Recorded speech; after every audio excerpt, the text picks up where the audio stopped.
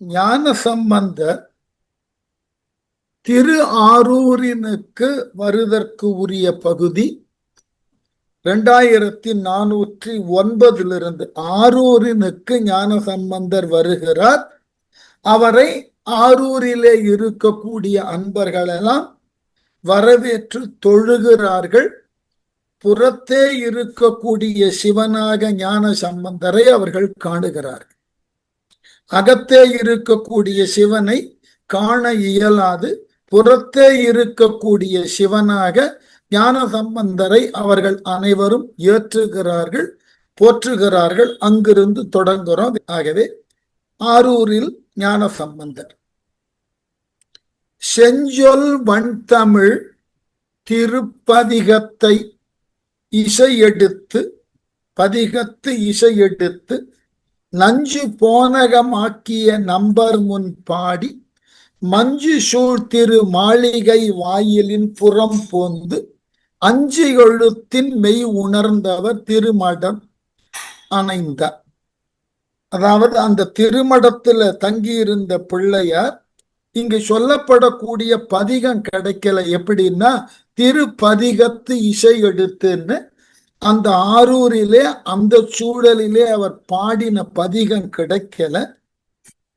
அந்த திருமடத்தில் தங்கியிருந்த ஞானசம்பந்தர் திரு ஆரூர் அறநெறி என்ற கோயிலில் விரும்பி எழுந்தருளி இருக்கக்கூடிய அந்த இறைவனை காணுதற்கு எப்படி போறாரா? செஞ்சொல்லால் ஆன வண்தமிழ் பதிகத்தை தொடங்கி அங்க பாடுறார். ஆனா அந்த பாட்டு நமக்கு கிடைக்கல. எப்படியா அந்த சிவபெருமான் நஞ்சை அமுதாக்கிய இறைவன், ஆலகால விஷத்தை அமுதமாக மாற்றி தந்தவராகிய சிவபெருமானை போற்றி மேகங்கள் சூழுகின்ற மாளிகையின் வாயில் பக்கத்தை, அதுதான் நம்பர் முன் பாடி மஞ்சு சூழ் திரு மாளிகை. மஞ்சுன்னா மேகம், மேகங்களால் சூழப்பட்ட அந்த திருமாளிகையின் வாயிலிலே போய் பிள்ளையார் அந்த திருமடத்தை ஆரூரிலே இருக்கக்கூடிய திருமடத்தினுக்கு சென்று சேர்ந்தார்.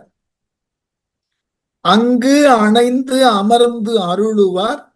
அறநெறி அமர்ந்த செங்கண் ஏற்றவர் சேவடி வணங்கி முன் திளைத்து பொங்கு பேரொளி புற்றிடம் கொண்டவர் புனிதம் பங்கைய பதம் தொழுது காலம் தொறும் பணிந்தார். அங்க 6 கால பூஜைக்கும் சென்று வழிபட்டார். யாரையா? அங்கண் அணைந்து அந்த மடத்தினை அடைந்து அமர்ந்து அருளுவார். மடத்துல சில காலம் தங்கினார். அறநெறி அமர்ந்துன்னா திருவாரூர்ல அறநெறின்னு ஒரு கூடம் இருக்கு. அந்த அறநெறி கூடம் அங்கோ அடியவர்கள் சென்று பாடும் மரபு உண்டு. அந்த அறநெறிக்கு சென்று செங்கண் ஏற்றவர் சேவடி, சிவந்த கண்ணை உடைய ரிஷப வாகனத்தை தனக்கு உரிய வாகனமாக கொண்ட சிவனினது சிறந்த அடியை வணங்கி முன் திளைத்து அந்த வணக்கத்தினால் ஏற்பட்ட மகிழ்வினை கொண்டு பொங்கு பேரொளி புற்றிடம் கொண்டவர். அந்த திரு ஆரூரிலே புற்றுனா வன்மீகம்னு பேரு வடமொழியில. அங்க வன்மீகநாதனாய் புற்றிடம் கொண்டானாய் இருக்கக்கூடிய புனிதராகிய சிவபெருமானை பங்கைய பதம் தொழுது அவரினது மேலான பாதத்தை, தாமரை மலருக்கு இணையான பாதத்தை வணங்கி காலம் தோறும் பணிந்தார். இந்த காலம் தோறும்னா ஒரு கோவிலுக்கு 6 கால பூஜை உண்டு. ஏற்கனவே பல முறை சொல்லி இருக்கும். இந்த 6 காலங்களும் சென்று வழிபட்டார். இன்றைக்கும் சில சிவத்தலங்கள்ல பார்த்தீர்கள் என்றால் சிவ அடியவர்கள் 6 காலமும் சென்று இறைவனை வழிபடும் வழியினை, வாய்ப்பினை பெற்று அதனை தொடர்ந்து செய்து கொண்டிருப்பதை பார்க்கலாம். நாம தான் கோவிலுக்கெல்லாம் என்றோ ஒரு நாள் போகிறோம். பல சிவனடியார்கள் இன்னமும் 6 கால பூஜைக்கும் போகக்கூடியவர்கள் இருக்கிறார்கள். நீங்க சிதம்பரம், திருவண்ணாமலை போன்று இருக்கக்கூடிய தலங்களுக்கு போனா இதை பார்க்கலாம்.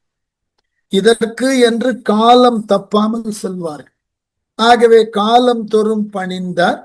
புற்றிடம் கொளும் புனிதரை போற்றி இசை பெருக பற்றும் அன்போடு பணிந்து இசை பதிகங்கள் பாடி நத்தவத்திரு தொண்டர்களோடு நலம் சிறப்ப மற்ற வன்பதி தன்னிடை வைகும் அந்நாளில். இந்த அறநெறியில் பாடியிருக்கிறார். அந்த பதிகமும் கிடைக்கல. புற்றிடம் கொண்டருளும் புனிதரை, வன்னிகநாதனாய் அருளக்கூடிய சிவபெருமானை போற்றி இசை பெருக பற்றும் அன்போடும், அந்த இறைவனை போற்றி அவன் மீது கொண்ட அன்பினால் பணிந்து இசை பதிகங்கள் பாடி, இசையோடு கூடிய பல பதிகங்களை பாடி நற்றவர் திரு தொண்டர்களோடும் தன்னுடன் வந்த சிவனடியார்களோடும் நலம் சிறப்ப அவர்களோடு சேர்ந்து சிறப்பான முறையிலே மற்ற வன்பதி தன்னிடை வைகும் அந்நாளில். அவனுடைய ஊர்ல இருந்து பல தலங்களுக்கு சென்று வந்திருக்கிறார். அங்கும் சென்று பதிகங்களை பாடியிருக்கிறார். அவ்வாறு அவர் சென்று பாடின பதிகங்கள் ஏதும் கிடைக்கவில்லை. ரொம்ப வருத்தம். அடிக்கடி சொல்லுவது உண்டு, நான் மற்றைய பதிகங்களை பற்றி கூட பெருமளவில் கவலை கொள்ளுவதே கிடையாது. நான் குறிப்பிட்ட ஒரு தலத்தினது பதிகத்தை அத்துணை அடியவர்களும் பாடியிருக்கிறார்கள், ஒருவரதும் கிடைக்குது. இந்த வழுவூர் என்று சொல்லக்கூடிய தலம் அட்ட வீரட்டத்துல ஒன்று. அப்படிப்பட்ட தலத்தை மற்ற அடியவர்கள் எல்லோரும் வைப்பு தலமா பாடி சென்றிருக்கிறார்களே ஒழிய அத்துணை அடியவர்களும் அங்க போய் வழிபட்டு பதிகங்களை பாடியிருக்கிறார்கள், ஒருவரது கூட கிடைக்கும். ஏனென்றால் அது மிக பெரும் புராணத்தை தன்னகம் கொண்டுள்ள தலம். அதை இந்த தேவாரத்தின் மூலமாக நிலைநிறுத்தலாம்னு முயன்றா ஒரு தேவாரம் கூட கிடைக்கும். அது போல திருவாரூர் என்பது கொஞ்சம் யோசித்து பார்த்தீர்கள்னா தெரியும். அன்பர்கள் வருத்தப்படலைன்னா ஒரு உண்மையை சொல்லலாம். நம்ம தில்லையை ரொம்ப தொன்மையான தலமாக எண்ணிக்கொண்டு இருக்கிறோம். இல்லை, தில்லையை காட்டிலும் பல சிவத்தலங்கள் தொன்மையானவை தமிழ்ல. தமிழகத்துல பல தலங்கள் சிதம்பரத்தை காட்டிலும் கால தொன்மை உடையது. ராஜராஜ சோழன் காலத்துலதான் சிதம்பரம் கொஞ்சம் செல்வாக்கை பெறுகிறது.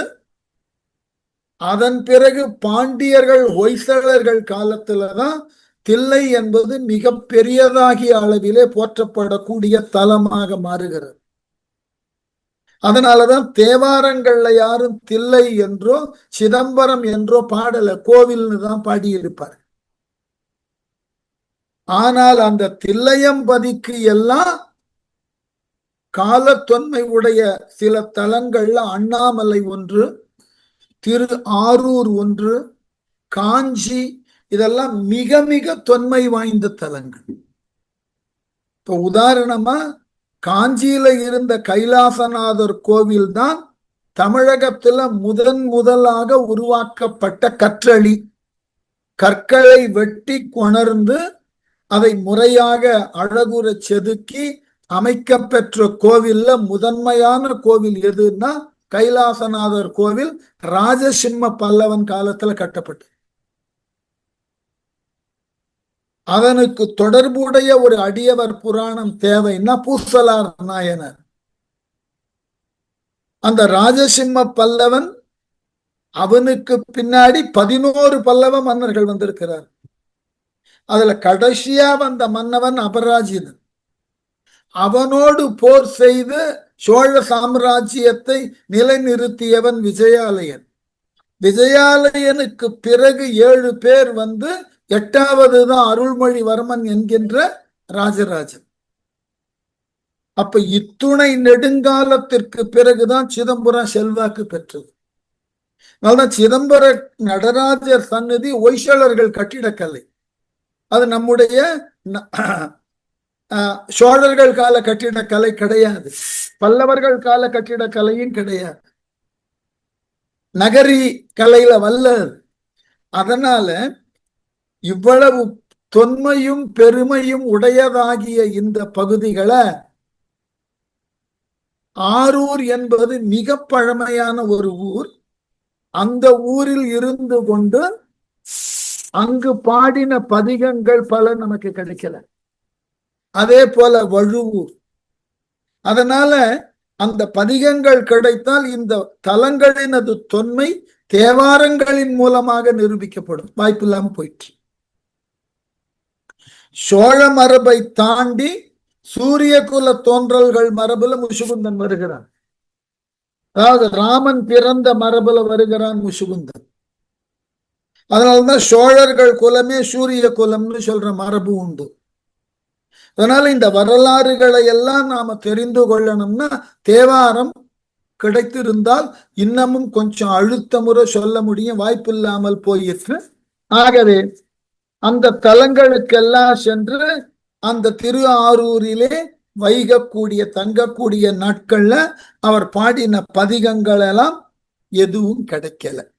சரி, அடுத்து மல்லல் நீடிய வலிவலம் கோழிலி முதலா தொல்லை நான்மறை முதல்வர்த்தம் பதிபல தொழுதே எல்லையில் திரு பதிகங்களால் பணிந்து ஏத்தி அல்லல் தீர்ப்பவர் மீண்டும் ஆரூர் தொழ அணைந்தார்.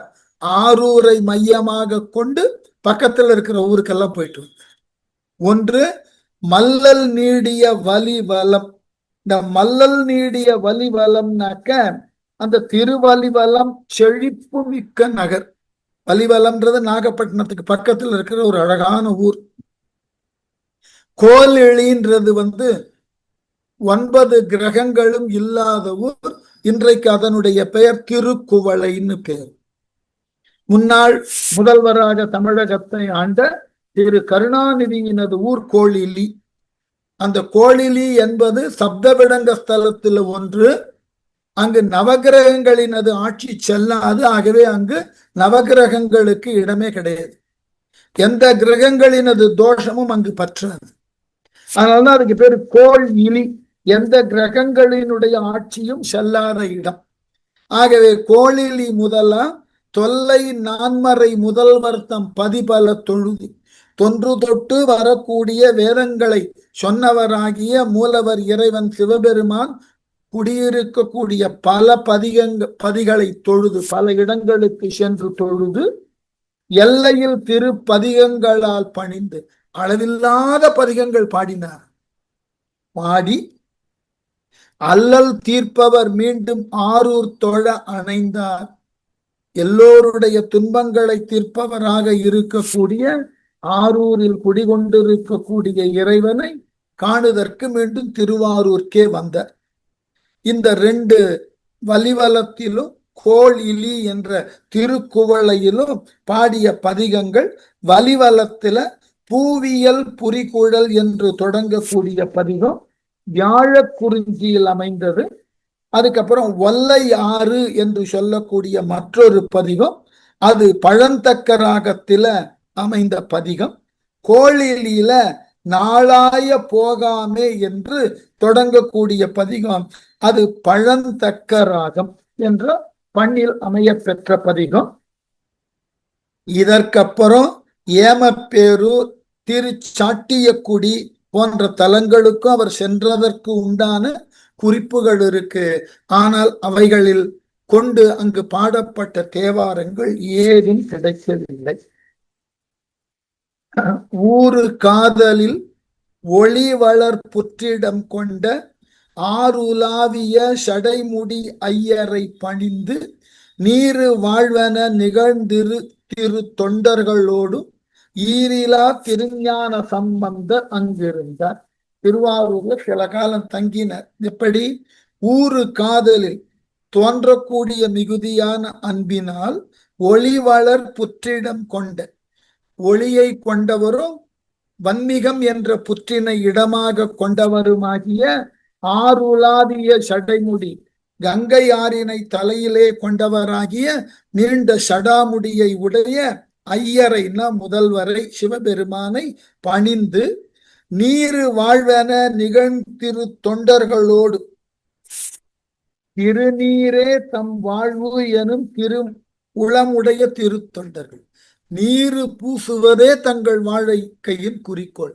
ஒரு பழமொழியே உண்டு, திருநீர் இட்டு யார் கெட்டார், திருநீரு இடாது யார் வாழ்ந்தார். ஏன்னா சிவத்தொண்டினுக்கு உட்பட்டவர்கள் திருநீரை அணிதல் என்பதே அவர்களினுடைய வாழ்க்கையின் இலக்காக வைத்திருந்தார்கள். நான் பல சிவனடியார்களோடெல்லாம் பழகி இருக்கேன். ரொம்ப அழகான, அதாவது அவர்களை அறியாமல் அந்த பிறைன்னு வைத்திருப்பார்கள். திருநீற்று பிறைன்னு மரத்தினால ஒரு படகு போல வரும். அதுக்கு ஒரு கால் கொடுத்திருப்பார்கள். ஒரு பீடத்துல திருநீர் இருந்து கொண்டே இருக்கும்.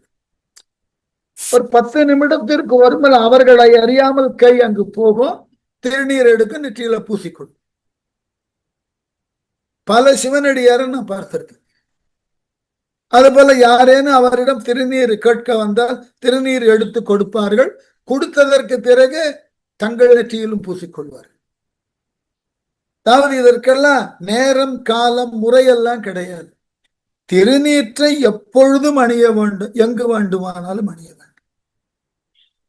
அதாவது நான் படித்த தர்மபுர ஆதீனத்துல திருநீர் இட்டு கொள்ளாமல் வகுப்புக்குள்ள உட்கார்ந்து, தொடக்கத்துல மன்னிக்கணும், மாற்று சமயத்தார்களுக்கு அந்த கல்லூரியில இடம் கொடுக்காதிருந்த காலம் உண்டு. இந்த சைவர்களோ வைணவர்களோ மட்டுமே வந்து படிக்கக்கூடிய கல்லூரியா தான் இருந்தது. அடிக்கடி சொல்லி இருக்கேன், எங்கள் கல்லூரியினுடைய கோட்பாடு பிரயாம்பிளே என்னன்னாக்க, சைவமும் தமிழும் தழைத்து இனிது ஓங்குக. அப்போ கல்லூரிக்குள்ள நுழைந்தாலேயே நெற்றியில திருநீர் இருக்க வேண்டும். திருநீர் இல்லை என்றால் வகுப்பின் உள்ளேயே நுழைய விட மாட்டேன். அதனால சில மாணவர்கள் என்ன செய்வார்கள்னா, அந்த இறை வழிபாடு நடக்கக்கூடிய நேரத்துல வேகமாக வந்து ஏதாவது ஒரு வகுப்பறைக்குள்ள நுழைந்து அங்கு நேற்று எழுதி போட்டிருந்த கரும்பலகையின் கீழாக அந்த சாக் பவுடர் இருக்கும், அதை எடுத்து நெற்றியில் இட்டு கொண்டு வருவார்கள். நெற்றியில இட்டு கொண்டே வரும். இந்த திருநீர் இடுதல் என்பது ஒரு அனிச்சை செயலா இருக்கும். அப்ப என்ன ஆயிற்றாங்க, நான் படித்து கொண்டிருந்த காலத்துல என் தாய் வழி பாட்டன் இறந்து போயிட்டார். அதனால அதற்கு உண்டான ஈம காரியங்கள் முடிதற்கு உரிய நாள் வரைக்கும் நெற்றிக்கு இட்டு கொள்ளக்கூடாதுன்னு ஒரு வழக்கம். நான் நெற்றிக்கு இட்டுக் கொள்ளாமல் கல்லூரிக்கு போனேன். இன்னமும் நினைவு இருக்கிறது. எங்களுடைய பேராசிரியர் ஒருவர் சதேசன், மிகச்சிறந்த அறிஞர், அவர் கூப்பிட்டு ஏன் நெற்றிக்கிடல என்ன, நான் விளக்கத்தை சொன்னேன். உடனே அவர் சொன்னார், சைவத்துல இறைவனடி சேர்ந்ததன் நினைவாக திருநீரை இட்டு கொள்ளுதல் மரபு. ஆகவே இறைவனடி சேர்ந்தார் நீத்தாரினுடைய நிலை கருதி திருநீர் இட்டு கொள்ளாமல் இருத்தல் கூடாது. ஆகவே திருநீர் இட்டுக் கொள்ளுதலில் தவறில்லை, அதை இட்டுக்கொண்டே ஆக வேண்டும் என்று வற்புறுத்தினார். சரி, பேராசிரியரே சொல்லும் போது நான் மறுக்க முடியுமா? இது மரபு. ஏனென்றால் திருநீரை இடுதல் என்பது ஒரு சின்னத்தை வெளிப்படுத்துவது அல்ல, அது ஒரு இயல்பான செயலாக இருக்க வேண்டும்னு நினைத்திருக்கிறார். அதனாலதான் நீரு வாழ்வு என நிகழ்த்திரு தொண்டர்கள் திருநீருதான் தங்கள் வாழ்க்கை என்று எண்ணிக்கொண்டிருக்கக்கூடிய திரு தொண்டர்களோடும் ஈரிலா திருஞான சம்பந்தர், என்றும் அழிவில்லாத திருஞான சம்பந்தர் அந்த திரு ஆரூர் மடத்தில அந்த அடியவர்களோடு தங்கி இருந்தார்.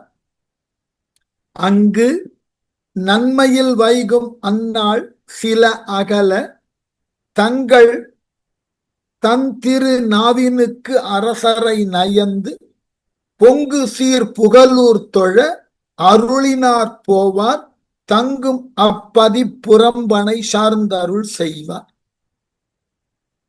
திருவாரூர்ல இருந்த நாளத்துல அங்கு நன்மையில் வைகும். அவ்வாறு இருந்து திருவாரூரிலே அன்பர்களுக்கு அருளின நாட்கள் சில கழிய, சில அகல, சில நாட்கள் கழிந்ததன் பின் நங்கள் தம் திருநாவினுக்கு அரசரை நயந்து திருநாவுக்கரசரை காண வேண்டும் என்ற விருப்பம் இவருள் உந்தியதால் என்ன செய்தாராம்? பொங்கு சீர் புகழூர் தொழ திருப்புகலூரினை வணங்குவதற்கு விடை பெற்று கொண்டு செல்ல அருளினார் போவார். அந்த புகலூருக்கு போகலாம்னு கிளம்பினார். அத்திரு ஆரூர் பதியின் புறம்பனை சேர்ந்து அருள் செய்த ஊருக்கு வெளியே கிளம்பினார். நான் திருப்புகலூர் போய் நாவுக்கரசரை பார்க்க போகிறேன். புவன ஆரூரில் புறம் போந்ததனையே நோக்கி நின்றே அவமிலா நெஞ்சமே அஞ்சல் நீ உய்யுமாறு அரிதி அன்றே சிவன் சிவனது ஆரூர் தொழாய் நீ மறவாது என்று செங்கை கை கூப்பி பவனமாய் சோடையாய் எனும் திருப்பதிகம் முன்பாடினாரே. ஆரூரின் எல்லைக்கு வந்த உடனே அவருக்கு ஆரூரை விட்டு போறதுக்கு மனசே இல்லை. அதாவது புவன ஆரூர் என்னன்னாக்க மண்ணுலகில் சிறந்த ஆரூர்னு பொருள் எழுதிட்டார்கள். இல்ல, திரு ஆரூர் என்பது தனித்ததோர் உலகமாக கருதப்பட்ட காலம் இருந்தது. அதனாலதான் திருவாரூர்ல இருக்கக்கூடிய ஒவ்வொன்றையும் சிந்தித்து பாருங்கள், தெரியும். அங்கு இருக்கக்கூடிய தேருக்கு பேர் தெரியுமா? ஆழி தேர்னு பேர். ஆழினா ரெண்டு பொருள், ஒன்று சக்கரம், மற்றொன்று கடல். அது ஒரு தனி உலகாகவே அவனி விடங்கர்னு பேர். திருவாரூர்ல இருக்கக்கூடிய இறைவனுக்கு அவனின்னா உலகம். ஆகவே திரு ஆரூரையே ஒரு உலகாக கருதி, அதனாலதான் நாவுக்கரசர் போன்றோர்களுக்கு பின் வந்த சுந்தரர் எழுதினார், இந்த ஆரூரில் பிறந்தால் அது முக்தி தலம். ஆகவே ஆரூரில் பிறந்தவர்களுக்கு எல்லாம் நான் அடியேன். அதனால புவன ஆரூரின் புறம் போந்து அந்த திரு ஆரூரினை விட்டு வெளியே வந்தார். அதனையே நோக்கி நின்று வெளியே வந்தவர் ஆரூரையே திரும்பி பார்த்து அவனிலான் நெஞ்சமே அஞ்சல் நீ என்ன சொன்னாரா? பயனில்லாத வாழ்க்கையை கழித்து கொண்டிருக்கிறாயே மனமே, நீ அஞ்சாதே, உய்யுமாறு அருதி அன்றே, நீ உன்னை காப்பாற்றிக் கொள்ளுதற்கு முனைவாய் என்றால் உய்தல் என்றால் காப்பாற்றிக் கொள்ளுதல். நீ உன்னை காப்பாற்றிக் கொள்ளுதற்கு அறிவாய் என்றால் சிவனது ஆரூர் தொழாய். திரு ஆரூரிலே குடிகொண்டிருக்கக்கூடிய சிவனை தொழுதற்கு மறந்து விடாதே. அந்த ஆரூரிலே உள்ள இறைவனை தொழுதால் அனைத்து நன்மைகளும் கிடைக்கும். அதனால தொழ மறந்து விடாதே, நீ மறவாதே என்று செங்கை கூப்பி, தனது சிவந்த கைகளை கூப்பி தன் மனதுக்கு சொல்லிக் கொள்ளுகிறார். பவனமாய் சோடையாய் எனும் திருப்பதிகம் முன் பாடினார். பவனமாய் என தொடங்கக்கூடிய காந்தார பண்ணில் அமைந்த பதிகம். இந்த பதிகத்தினுடைய அழகு என்னன்னா, சிவனை நான் பிரிந்து ஆரூரில் இருக்கக்கூடிய சிவனை நான் பிரிந்து செல்லுகிறேனே என்று பிரிவு ஆற்றாமை என்கின்ற பொருள்பட அந்த பதிகத்தை பாடியிருக்க. ரொம்ப அழகான, ஏன்னா ஒரு பரமாத்மாவை விட்டு ஜீவாத்மா விலகி நிற்கிறது. அந்த தொனியை அந்த பதிகத்தில் வைத்து உம்மை நான் பிரிந்து செல்லுகிறேனே, இது எவ்வாறு என்னால் இயலும், என்னுடைய வாழ்வின் அது மிகப்பெரிய நன்மைக்கு உரியவராய் உள்ள நீர், உம்மை நான் பிரிந்து எவ்வாறு செல்லுவேன் என்று மனதானது அவரை பிரிய இயலாமல் தவிக்கின்றது என்னும் அளவில் அந்த பதிகத்தை பாடினார். காழியார் வாழ வந்து அருள் செய்யும் கவுனிய பிள்ளையார்தாம் ஆழியான அரியவொனா அண்ணல் ஆரூர் பணிந்து அரிது செல்வார் பாழிமால் யானையின் உரி புனைந்தார் பனையூர் பணிந்து வாழிமா மறைமிசை பதிகமும் பாடி அப்பதியில் வைகி. ஆரூரை கடந்து எங்க போறார்? காழியார்னா சீர்காழி பதிக்கு உரியவரான சம்பந்தர் வாழ வந்து அருள் செய்யும் கவுனிய பிள்ளையர், சீர்காழி பதியினை வாழ வைக்க அந்த பதியிலே தோன்றி கவுனிய குலம் என்கின்ற கவுனிய கோத்திரத்தில் பிறந்தவராகிய ஞான சம்பந்தர் தாம் ஆழியான் அரியவொனா அண்ணல், எப்படியா? திருமாலும் ஆழியான சக்கரப்படையை கையிலே உடைய திருமால், திருமாலும் அறிய இயலாத அண்ணல் தலைவர் ஆரூர் பணிந்து அரிது செல்வார். அப்படி திருமாலாலும் அறிந்து கொள்ள முடியாதவனாகிய ஆரூர் இறைவனை பணிந்து அந்த ஊரை விட்டு வெளியே போறார். பணிந்து செல்வார் பாழிமால் யானையின் உரி புனைந்த, வலிமையும் மதமும் உடைய யானையினது தோலை உரித்து போர்த்தவராகிய சிவபெருமான் குடியிருக்கக்கூடிய பனையூர் பணிந்து அந்த திருப்பனையூர் என்ற தலத்தினுக்கு சென்று வாழி மறை இசை பதிகமும் பாடி அங்குள்ள இறைவனை முழுமையுமான பதிகத்தினால் பாடி, என்ன பாடினார்னா அறவச்சடை மேல் என தொடங்கக்கூடிய தக்கராக பண்ணில் அமைந்த பதிகத்தை பாடி இறைவனை பரவி அந்த ஊர்ல சில நாள் தங்கினர். பாடி அப்பதியில் வைகி அந்த திருப்புகலூரை அணுகச் செய்தார். அங்கு தங்கினர். அங்கு நின்று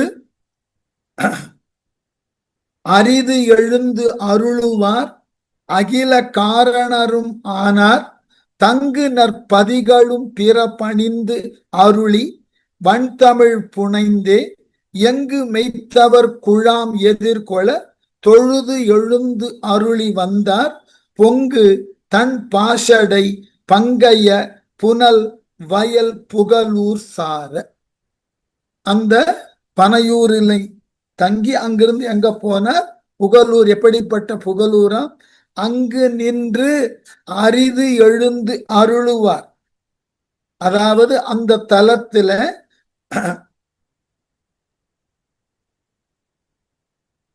பனையூர் தலத்துல அரிதாய் புறப்பட்டு அந்த ஊரை விட்டும் போறதுக்கு இவருக்கு மனசு இல்லை. இந்த அடியவர்கள் ஒரு தலத்துல போய் நின்றால் அந்த தலத்துல இருக்கக்கூடிய இறையருளும் திரு அருளும் இவர்களை ஒன்றாக ஈர்ப்பதினால அந்த தலத்தை விட்டு வெளியே வருவதற்கே ரொம்ப சிரமப்படுவார்கள். நான் சில நேரங்கள்ல என்னுடைய நண்பர்களோடு சில தலங்களுக்கெல்லாம் செல்லுகின்ற பொழுது சிலர் அந்த தலங்கள்ல இருக்கக்கூடிய சிற்ப வேலைப்பாடுகளுக்காக அந்த கோயிலை விட்டு வெளியவே வரமாட்டார்கள்.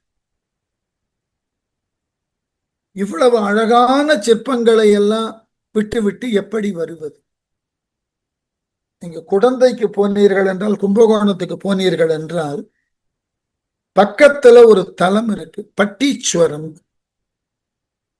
வாய்ப்பு இருக்கிறவர்கள் போய் பாருங்கள். அந்த பட்டீஸ்வரம் என்பது உலகளாவிய அளவுல சிற்பத்தினுக்கு முக்கியத்துவம் வாய்ந்த இடம். அந்த கோவிலுக்கு சென்றீர்கள் என்றால் அங்கு இருக்கக்கூடிய சிற்பங்களினது எழிலும் நேர்த்தியும் அவைகள் காட்டக்கூடிய பாவங்களையும் பார்த்து அங்கேயே நின்று விடலாம். என்னுடைய நண்பர் ஒருவர் சிற்ப ஆராய்ச்சி பண்றவர் இருக்கிறார். அவர் பட்டீச்சுரத்திற்கு போனார்னா அந்த கோவில் அதிகாலையில் திறக்கக்கூடிய நேரம் இருக்கு இல்லையா, 4-4:15 அப்ப உள்ள போயிடுவார். இரவு 10-10:30 வரைக்கும் அந்த அர்த்தஜாமம் பூஜை முடிந்து கோவிலை சாத்துகின்ற வரைக்கும் கோயிலுக்குள்ளே இருப்பார். இப்படி பல நாள். ஏனென்றால் அந்த கோவிலின் கண் இருக்கக்கூடிய சிற்பம் அவரை அப்படி இருக்கும். இது ஒரு சிலருக்கு. வேறு சிலருக்கு அந்த கோவிலினது சூழல் மிகப்பெரிய நிறைவை, மகிழ்வை, அமைதியத்தை. அதனால அந்த சூழலுக்கு உட்பட்டு அங்கேயே அமருவார்கள். அந்த மாதிரி சில கோவில்கள் ரொம்ப அழகா அந்த சூழல், அது இடம் பெற்றிருக்கக்கூடிய இடம், அந்த கோவிலின் கண் உண்டான ஒரு அமைதி, அது ஒரு பெரிய நிறைவை தர அங்கேயே உட்கார்ந்து கொள்ளலாம். இது 2வது நிலை. இந்த மேல்நிலைன்னு சொல்லக்கூடிய 3வது நிலை இருக்கு. அந்த கோவிலின் கண் உள்ள இறைவர் பால் ஈடுபாடு கொண்டு அவனையே பார்த்து கொண்டிருப்பது போன்ற ஒரு வாழ்க்கை. அது ஒரு பெரிய நிறைவு, ரொம்ப பெரிய நிறைவு. ஏனென்றால் அந்த மாதிரி இறைவனை பார்த்து பரவசப்படுதல் என்பது அவர்களுடைய வாழ்க்கை. அண்மையில நான் வேற ஒரு நிகழ்ச்சியின் போது கூட இதை படிச்சேன். காஞ்சி மடத்துல பெரியவர் இருந்த பொழுது அவர் அனுதினமும் ஒரு வயதான பெண்மணி, அவரை விட வயதில் ஜாஸ்தி, வந்து பார்க்க வருவார்கள்.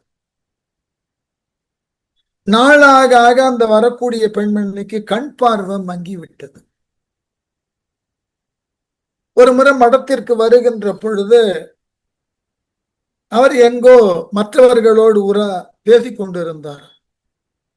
உடனே இந்த அம்மா வந்து ஒருமையில கூப்பிட்டார்கள். என்ன சங்கரா, நான் உன்னை பார்க்க வந்திருக்கேன், நீ பாட்டுக்கு கவனிக்காம யார் கூடயோ பேசின்னு இருக்க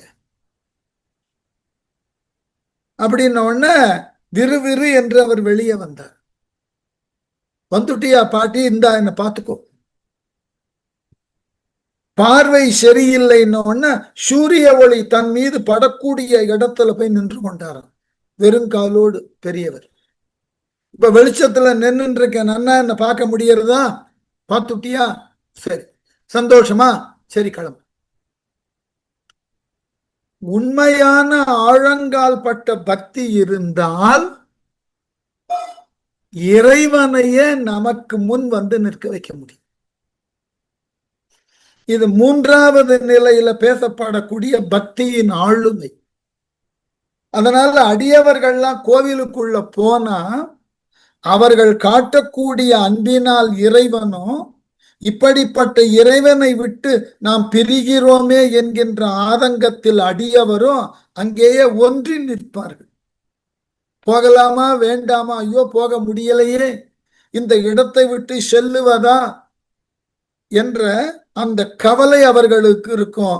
அதனாலதான் ஆரூர் பணிந்து அரிது செல்வர்.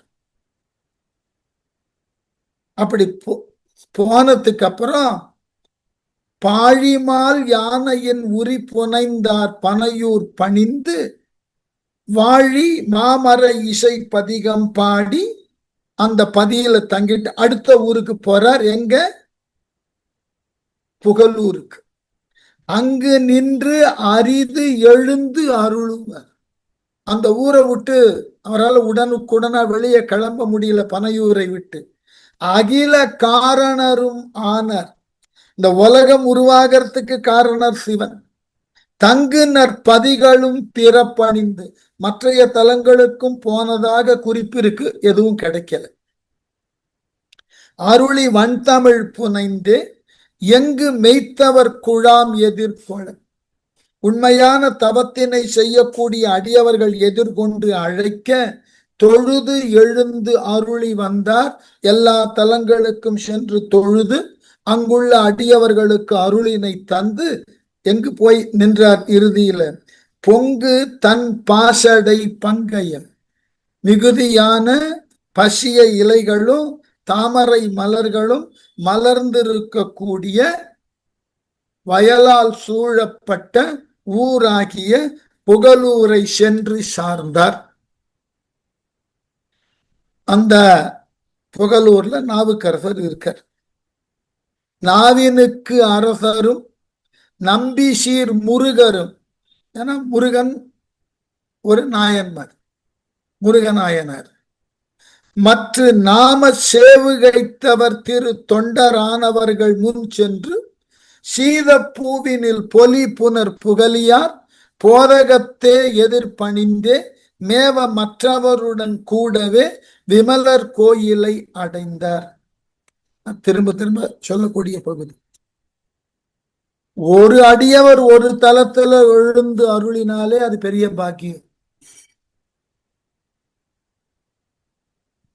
நாவுக்கரசர், சம்பந்தர், முருகநாயனர் மூவரும் ஒன்றாக சேர்ந்து புகலூர்ல நிற்கிறார்கள்னா அதை காணுதற்கு எவ்வளவு பெரிய பாக்கியம் பெற்றிருக்க வேண்டும். இப்போ மயிலாப்பூர்ல ஆண்டுதோறும் ஒரு விழா நடக்கிறது. 63 63 நாயன்மார்களையும் சிலை வடிவில ஒன்று சேர காணுதற்கே ஆண்டுதோறும் அவ்வளவு கூட்டம். இந்த அடியவர்கள் வாழ்ந்த காலத்துல அவர்களை எல்லோருமாக சென்று பார்ப்பது, சில அடியவர்கள் ஒன்றாக இணைந்திருக்கின்ற பொழுது அவர்களை சென்று பார்த்தல் என்பது ரொம்ப பெரிய பேரு கிடைக்காது. இந்த மாதிரி சைவத்துல சில அடியார்கள் ஒன்றாக காட்சி கொடுத்திருக்கிறார்கள். அதுபோல வைணவத்துல முதல் 3 ஆழ்வார்கள் சேர்ந்து நின்று ஒன்றாக காட்சி கொடுத்திருக்கிறார்கள். பக்கத்துல சென்னைக்கு விழுப்புரம் அருகில் இருக்கக்கூடிய திருக்கோவிலூர்ல பொய்கை ஆழ்வார், பூதத்தாழ்வார், பேயாழ்வார் மூவரும் சேர்ந்து காட்சி கொடுத்திருக்கிறார்கள். பொன் கண்டேன் திருமேனி கண்டேன்னு பாடுற அந்த காட்சியை ஆழ்வார். அதனால இது ஒரு பெரிய பாக்கியம் அந்த ஊர் மக்களுக்கு. அது ஒரு அனுபவம். நீங்கள்லாம் இல்ல சில பேர் சங்கர மடத்தோடு ரெகுலரான கான்டாக்ட் இருந்ததுன்னா 3 பெரியவர்களையும் ஒன்றாக சேர்த்து பார்த்தவர்கள் இருப்பார்கள். பரமாச்சாரியார் இருந்த காலத்துல ஜெயேந்திரர், விஜயேந்திரர் மூவருமே மடத்துல. அது ஒரு பெரிய பாக்கியம். அதுல ஈடுபாடு நம்பிக்கையும் உள்ளவர்களுக்கு. அதோட சரி, இதுல என்ன பெரிய பாக்கியம்? இதெல்லாம் விவாதத்திற்குரிய பொருளே கிடையாது. அவர்கள் மீது ஈடுபாடு கொண்டவர்கள் அவர்களை சென்று பார்த்தல் அந்த மூவரையும் ஒரே இடத்துல பார்த்த பெரிய பேருன்னு அவர்கள் எண்ணுவார்கள். அது அவர்களுக்குரிய நம்பிக்கை. இதேதான் எல்லா இடங்கள்லையும். அப்ப இந்த 3 அடியவர்களும் ஒன்றாக சேர்ந்து இருக்கக்கூடிய காட்சி. நாவினுக்கு அரசர் திருநாவுக்கரசர், நம்பி சீர் முருகரும் சிறந்த சிவனடியாராகிய முருகநாயனாரும் மற்ற நாம சேவுகைத்தவர் திரு தொண்டரானவர்கள். மற்றவர்கள் யாரா? அந்த ஊர்ல சிவபெருமானினுடைய திரு தொண்டர்களும் யாரா? ரிஷப கொடியை உயர்த்திய சிவ தொண்டர்களும் எதிர்கொண்டு போய் குளிர்ந்த பூக்களால் ஞான சம்பந்தர அந்த பூவை தூவி வரவேற்கிறார்கள். சீத பூவினில் பொலி புனர் புகழியார் போதகத்தே எதிர்பணிந்து, அந்த நீர்வளம் கொண்ட சீர்காழியினது தலைவராக இருக்கக்கூடிய சம்பந்தரை எதிர்கொண்டு அழைத்து ஆனை கன்றின் திருமுன்பு பணிந்து சேர, ரொம்ப அழகான போதகத்து எதிர்பணிந்தே மேவ மற்ற அவருடன் கூடவே விமலர் கோயிலை அடைந்தார். அவர்களோடு தாமும் சென்று இந்த மூவருமாக ஞான சம்பந்தர், நாவுக்கரசர், முருகநாயனார் மூவருமாக சேர்ந்து கோவிலுக்கு, அந்த திருப்புகலூர் கோவிலுக்கு சென்று இறைவனை வழிபடுகிறார்கள். தேவர்த்தம் தலைவனார் கோயில் புக்கு அனைவரும் சீர் நிலத்து உறவணங்கி பாவரும் தமிழிசை பதிகமும் பாடி முன் பரவுவார் புறம்பணைந்தே தாவில் சீர் முருகனார் திருமனைக்கு எய்தி அத்தனி முதல் தொண்டர் தாமே யாவையும் குறை வருத்திட அமர்ந்து அருளுவார் இனிதின் அங்கு உறையும் நாளு. அந்த மன்னிக்கணும், அந்த புகலூர்ல கொஞ்ச நாள் தங்கினார்கள். எப்படி? தேவர்த்தம் தலைவனார், தேவர்களுக்கு தலைவனான சிவபெருமான், அவர் குடிகொண்டிருக்கக்கூடிய கோயில் புக்கு, சிவனது கோவிலின் உள்ளே இந்த 3 அடியவர்களும் சென்று அனைவரும் சீர் நிலத்து உறவணங்கி, அனைவரும் முழுமையுமாக நிலத்திலே நெடுஞ்சான் கிடையாக விழுந்து வணங்கி, பாவரும் தமிழிசை பதிகமும் பாடி, சம்பந்தரும் நாவுக்கரசரும் அங்க பதிகங்கள் பாடி இருக்கிறார்கள்.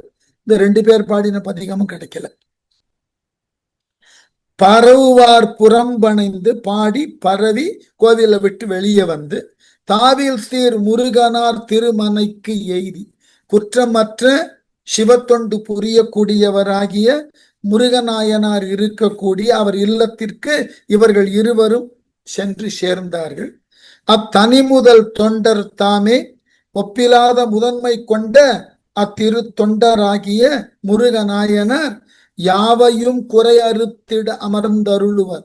அவர்கள் வீட்டுல குறைவே இல்லாத தீர்வு அமுது கொடுக்க, அங்கு தங்கறதுக்கு இடம் கொடுக்க, அந்த குறைகள் இல்லாத அந்த உணவையும் அந்த இடத்துல தங்கறதுக்கு உண்டான வாய்ப்பையும் பெற்று அந்த அடியவர்கள் இருவரும் முருகநாயனார் வீட்டுல தங்கினார். இதெல்லாம் ஒரு குறிப்பு சொல்லணும்.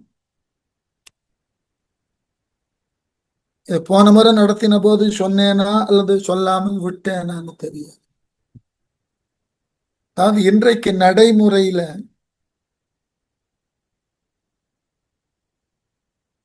மிக மோசமான விளக்கங்களை எல்லாம் தருகிறார். ஒரு சின்ன விளக்கம் சொன்னா புரியும் நினைக்கிறேன். இப்ப அண்மையில மதுரையில ஒரு முருகன் என்கின்ற இறைவனை மையப்படுத்தி ஒரு மாநாடு நடந்தது. அதுல அவர்கள் அந்த மாநாட்டுல சில உறுதிமொழிகளை எல்லாம் எடுத்துக்கொண்டார்கள். அதுல ஒரு உறுதிமொழி, இந்துக்கள் அனைவரையும் நாங்கள் சகோதர சகோதரிகளாகத்தான் பார்க்க வேண்டும் ஏதோ சொல்லி இருக்கிறார்.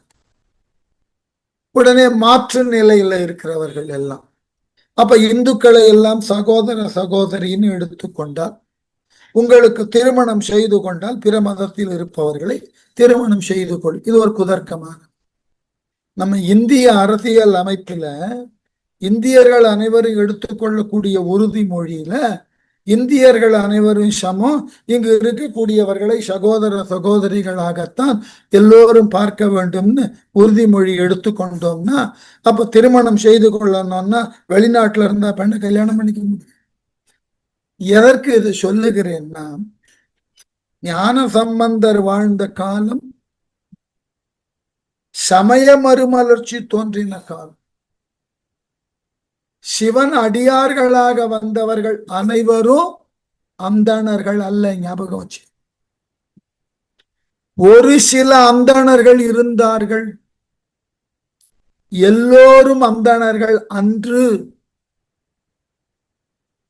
ஆனால் அந்தணர்கள் குலத்துல பிறந்த சிவனடியார்கள் தாங்கள் வழிபடுவதற்கு உண்டான சிவனை யாரெல்லாம் வழிபட்டார்களோ அவர்கள் எத்தகைய குலமாயினும் எத்தகைய சாதியாயினும் பொருட்படுத்தாமல் அவர்களை சென்று பார்த்து அவர்கள் இல்லத்தில் தங்கி அவர்களோடு அளவளாவி இருக்கிறார்கள் என்பதை தேவாரமும் சொல்லுகின்றன, செக்குழாரின் பெரிய புராணமும் சொல்லுது. அப்போ தொன்று தொட்டே இந்த சாதிய வேறுபாடெல்லாம் கிடையாது. ஞாபகம் வச்சுக்கணும். இந்த சாதியத்தை முதன்மைப்படுத்தி வேறுபாடு என்ற ஒரு நிலையை உருவாக்கி இவர்களுக்கு இடையே ஒரு பகைமையை உருவாக்கின காலம் நம்ம நாட்டுல ஆங்கிலேயர்கள் வந்த காலத்து. அதற்கு முன்பு சாதியம் பற்றின பேச்சோ இலக்கியமோ இருந்தது என்று யாரேனும் ஒரு சான்று காட்ட முடியுமான்னு பாருங்க. இல்ல. இந்த ஆங்கிலேயர்களுக்கு உண்டான ஒரு நல்ல வழக்கம் என்னன்னா பிரித்தாளுதல்னு பேர். டிவைட் அண்ட் ரூலிங் அதுல பெரிய சமர்த்தர். ஏனென்றால் சமூகத்துல ஒரு நிலையின்மை ஒரு பதட்டம் இருந்து கொண்டே இருந்தால் ஆள்பவன் நிம்மதியா இருப்பான். கூடிய மட்டும் சமூகத்துல ஒரு ஒற்றுமையை உருவாக்கிடக்கூடாது. ஒரு அடிப்படையான வேறுபாட்டு உணர்வோடு மக்களையே நீங்க பார்க்கணும். அப்பதான் ஆட்சி பொறுப்புல இருக்கிறவன் நிம்மதியா ஆளும். ஆனால் தொன்று தொட்டு நமக்கு இப்படிப்பட்ட சாதிய சிந்தனைகள் வேறுபாடுகள்லாம் கிடையாது. இல்லைன்னா அவ்வை எழுதுவாளா, இட்டார் பெரியோர் இடாதார் இழிகுலத்தோர் பட்டாங்கில் உள்ளபடி ரெண்டு ஜாதி தான். ஒண்ணு கொடுக்கிறவன் இன்னொருத்தவன் கொடுக்காதவன், முடிஞ்சு போச்சு. யாரு இதெல்லாம் எழுதவே இல்லை. இவைகள் எல்லாம் இது ஏன் சொல்றேன்னா ஞானசம்பந்தர் முருகநாயனார் வீட்டுல போய் சாப்பிடுகிறார், அங்க தங்கற, அவர்களோடையே சேர்ந்து பழகுகிறார். கவுனிய குலம். இவருடைய குலமோ இவருடைய சாதியோ முருகநாயனார் வீட்டுக்கு போறதில்லை, எந்த தடையும் வைக்கல. உண்மை. இதை நாம் புரிந்து கொள்ளவில்லை என்பதுதான் பதில். இன்றைய அடிப்படையில ஏதேனும் ஆட்சியாளர்கள் தங்கள் நன்மை கருதி சாதிய உணர்வை தூண்டுகிறார்கள். அதனுக்கு உட்பட்டு நம்முள் பல பிரிவினைகளை வளர்த்து கொண்டு நம்மை நாமே அழித்துக் கொள்ளுகிறோம். அதனாலதான் அந்த யாவையும் குறை அறுத்திட அமர்ந்து அருளுவார் இனிது அங்கு ரொம்ப சந்தோஷமா அந்த வீட்டுல இருக்காங்க. நீல நட்க அடிகளும்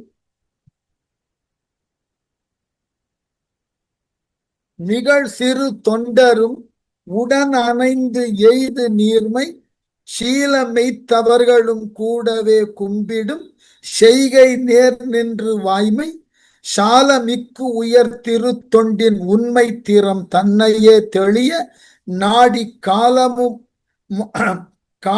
உய்த்தவர்களோடு அளவலாவி கலந்து அருளினார் காழினார்.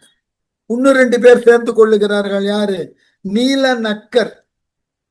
இந்த முருகனாரினுடைய வீட்டுல சம்பந்தரும் நாவுக்கரசரும் வந்து தங்கி இருக்கிறார்கள் என்ற செய்திய நீலநக்கர் அவர் ஒரு நாயனர், நிகழ் சிறு தொண்டரும் அந்த ஊர்ல இருக்கக்கூடிய சிறு தொண்ட நாயனார் தெரியும், மகவினைய அறிந்து கொடுத்தவர்.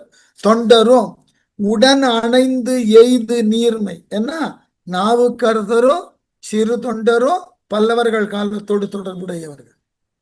2 பேரும் பல்லவ மன்னர்களோடு தொடர்புடையவர்கள். அதனால தொண்டரும் உடன் அணைந்து எய்து நீர்மை. இந்த மூவரையும் சந்திக்க இந்த 2 நாயன்மார்களும் வந்து சேர்ந்து சீலமெய்த்தவர்களுடன் கூடவே கும்பிடும் செய்கை நேர் நின்று, சீலமுடைய மற்ற மெய்த்தவர்களான தொண்டர்களுடன் தம்முடன் இறைவரை வழிபடும் செய்கையில் ஒருபட்டு நின்று உண்மையில் மிகவும் உயர்வுடைய திருத்தொண்டின் உண்மை திறங்களையே தெளிவாக நாடி. கவனிக்கணும், உண்மை திறங்களையே தெளிவாக நாடி சீர்காழி தலைவரான ஞான சம்பந்தர் அவர்களுடன் கூடி கலந்து காலம் உண்டாகவே காதல் செய்தவாறு அளவிலாவி இருந்தார்கள். சிவனை பத்தி பெருமையா சந்தோஷமா பேசிக்கொண்டு பொழுதை கழித்தார்கள். 5 பேர். அடுத்து, கும்பிடும் கொள்கையில் குறி கலந்து இசையெனும் பதிகம் முன்னான பாடல் தம்பெரும் தலைமையால் நிலைமைசால் பதியதன் பெருமைசால் புறவிளம்பி உம்பரும் பரவுதற்கு உரிய சொல் பிள்ளையார் உள்ளமை காதல் கூற நம்பர்த்தம் பதிகளாயின என பலவும் முன் நன்னியே தோழன் நயந்தார். கும்பிடும் கொள்கையில் வணங்கக்கூடிய வணக்கத்தை செய்யக்கூடிய குறிப்பை உள்ளடக்கிய குறிகலந்த என தொடங்கும் திருப்பதிகத்தை ஞானசம்பந்தர் பாடினார். பதிகம் முன்னான பாடல் தம்பெரும் தலைமையால், தன்னுடைய தலைமையில அந்த பதிகத்தை இவர் பாட, அந்த பதிகத்தினுடைய பெருமையை எடுத்து கூறி எல்லோரும் அதை பின்பற்றினார்களா. நிலைமைசால் பதியதன் பெருமைசால் புற விளம்பி உம்பரும் பரவுதற்கு உரிய சொல் பிள்ளையர், தேவர்களும் பின்பற்றுவதற்கு உரியதாகிய சிறந்த சொற்களினாலேயே உருவாக்கப்பட்ட அந்த பதிகத்தை, இந்த குறிகலந்தான்னு தொடங்கக்கூடிய பதிகம் நட்டப்பாடை பண்ணில் அமைந்த பதிகம். திருப்புகலூரிலே இருக்கக்கூடிய அந்த சிவபெருமானினுடைய பெருமை, அந்த ஊரினது நீர்வளம், நிலவளம், மக்கள் நலம் முதலாயன வளங்களை குறித்து போற்றக்கூடிய பதிகம். அதனாலதான் பதி அதன் பெருமை சால்புற விளம்பின்னு போட்டது.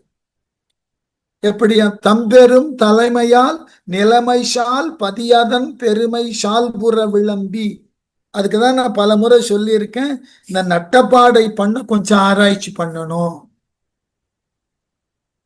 எந்த ஊர்ல நட்டப்பாடை பண்களை கொண்டு அவர் பாடியிருக்கிறாரோ அதுல முழுக்க முழுக்க இறைவனின் அது தனித்த பெருமை, அந்த தலத்தின் அது தனித்த பெருமையை சொல்லக்கூடியதாக அமையப்பெற்ற பதிகங்களுக்குத்தான் நட்டப்பாடை பண்ணை அவர் பயன்படுத்தி இருக்காருன்னு நான் நம்புறேன். ஆராய்ச்சி பண்ணணும், அப்படி பார்த்து கொண்டு வருகிறது. ஆகவே உம்பரும் பரவுதற்கு உரிய சொல் பிள்ளையார் உள்ளமை காதல் கூற, அதாவது தேவர்களும் வணங்குதற்கு உரிய உண்மையான அன்பு பெருகியதால் இறைவரின் பதிகளான பிற பதிகளுக்கும் சென்று வணங்க விருப்பம் கொண்ட நம்பர்தம் பதிகளாயின என பலவும் முன் நன்னியே தோழன் அயந்தார். அந்த தலங்களுக்கெல்லாம் செல்ல வேண்டும் என்று அவர் ஆசைப்பட்டார். அந்த இடத்திலிருந்துதான் நாவுக்கரசரும் சம்பந்தரும் சேர்ந்து சில பதிகளுக்கு செல்ல போகிறார்கள். அது அடுத்த வகுப்புல தொடரும்.